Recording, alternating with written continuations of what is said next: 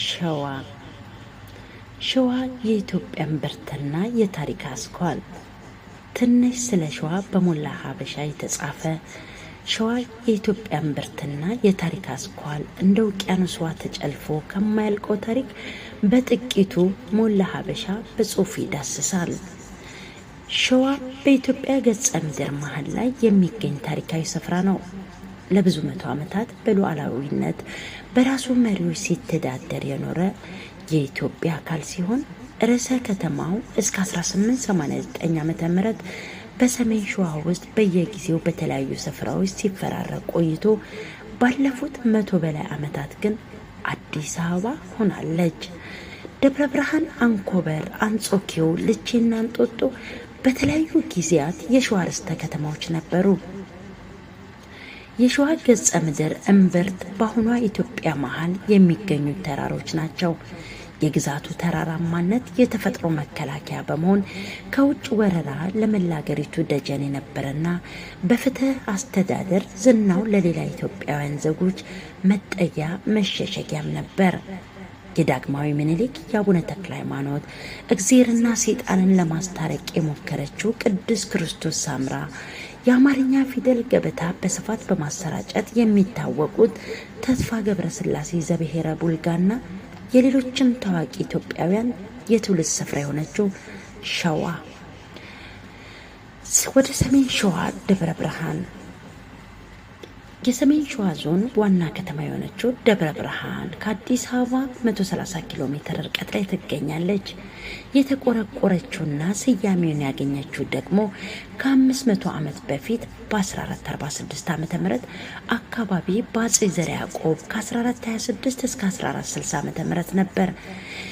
ከተማዋ ድሮ ደብረ ኢባ በመባል የምትታወቅ ሲሆን የንጉሱ ግራ ባልቴት ከንጉሱ 3 ሚስቶች የአንደኛው የክብር ስም ነው። ርስትም ነበረች። በ1440ዎቹ መጀመሪያ ንጉስ ጎብኝተዋት ደስ ስለተሰኙበት ተጉለት የነበረውን መናገሻ ወደዚያ አዙረው የድንኳን ከተማቸውን ከተሙባት። በኋላም ቤተ መንግስት አሳንጸው ባለወርቅ ጉልላት የነበረውን የስላሴ ቤተ ክርስቲያን አሰርተው ቆረቆሯት። ታምረ ማርያም የተሰኘ የጥንት ድርሳን የከተማዋን ስያሜ ከአንድ ተአምራዊ ሁኔታ ጋር አያይዞ ይገልጸዋል። በ1446 ዓ.ም በክርስትና ሃይማኖት ካህናት በጥቂት የሃይማኖቱ ተከራካሪዎች መካከል ክርክር ይነሳል። ንጉሱና የካህናት አለቆች በተገኙበት አንድ ዕለት በጉባኤ ክርክር ተካሄደ። በመጨረሻም እስጢፋኖሳውያን በሚል መጠሪያ የሚታወቁት ተከራካሪዎች አቋማቸውን እንዲያስተካክሉ ተጠይቀው አሻፈረኝ በማለታቸው ከፍተኛ ቅጣት ይደርስባቸዋል።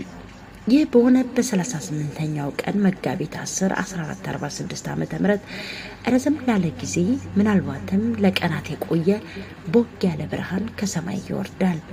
የብርሃኑ መውረድ ለእስጢፋኖሳውያን ስህተተኛነት፣ ለካህናቱ ደግሞ ትክክለኛነት ምስክር ነው በሚል ተተርጉሟል። ስለዚህ ብርሃን መውረድ የንጉሱ ዜና መዋዕልን ያትታል። በዚህ ሳቢያ ንጉሱ የስፍራውን ስም ደብረ ብርሃን የብርሃን አምባ በማለት ሰይመውታል። አጼ ዘርዓ ያዕቆብ ከንግስና ዘመናቸው 14 ዓመት የሚሆን በደብረ ብርሃን ከተማ እንዳሳለፉና አብዛኞቹ የሃይማኖትና የፍልስፍና ድርሰቶቻቸው የጻፉት በዚሁ ከተማ መሆኑ ይነገራል። በዘመኑም ደብረ ብርሃን ከፍተኛ የትምህርት ማዕከል የነበረች ሲሆን በንጉሱ ትእዛዝ በርካታ የሃይማኖት መጻሕፍት የትርጉም ስራ ተከናውኖበታል።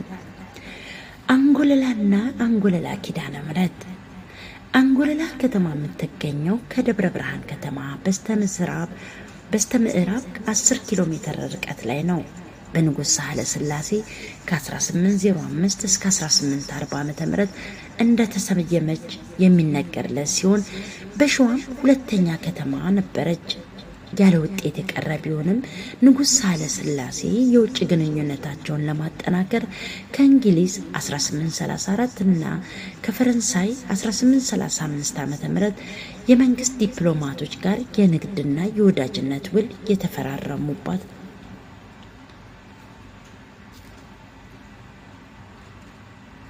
በዚሁ ባንጎለላ ከተማ ነው። የዳግማዊ ምኒልክ የትውልድ ቦታ በሆነችው በዚህ በአንጎለላ ከተማ ታሪካዊቷ የአንጎለላ ኪዳነ ምሕረት ቤተክርስቲያን ትገኛለች። በቤተክርስቲያኗ ዳግማዊ ምኒልክ ክርስትና የተነሱባት ከመሆኗም በተጨማሪ በአድዋ ጦርነት ሕይወታቸውን ለሀገራቸው መስዋዕት ያደረጉት የጦር ሚኒስቴሩ ፊታውራሪ ገበየሁ አጽምም በክብር አርፎበት ይገኛል። የጀግናው አጽም ከተቀበረበት የአድዋ ጦር አውድማ ከ7 ዓመት በኋላ እንዲመጣ ተደርጎ በክብር እንዲቀመጥ የተደረገው አጼ ምኒልክ ራሳቸው ባሰሩት ሳጥን መሆኑ ይነገራል።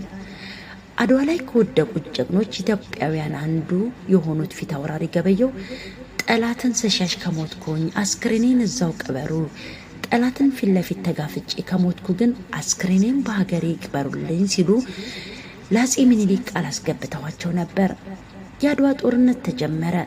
ገበየሁ እያዋጉ ያለ ጠላት ያለበት ድረስ በድፍረት ዘለቁ። ጠላት አናታቸውን በጥይት ሲነድል የፊት ጥርሳቸው ረግፎ በክብር ለሀገራቸው ነጻነት ወደቁ። በህይወት እያሉ የአድዋ ስላሴ ጠላት አረከሰው ገበየሁ በሞቴ ግባና ቀድሰው የተባለላቸው ገበየሁ አድዋ ስላሴ ተቀበሩ።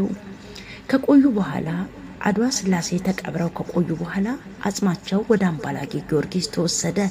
በቃል ኪዳናቸው መሰረት ከ7 ዓመት በኋላ አጽሙ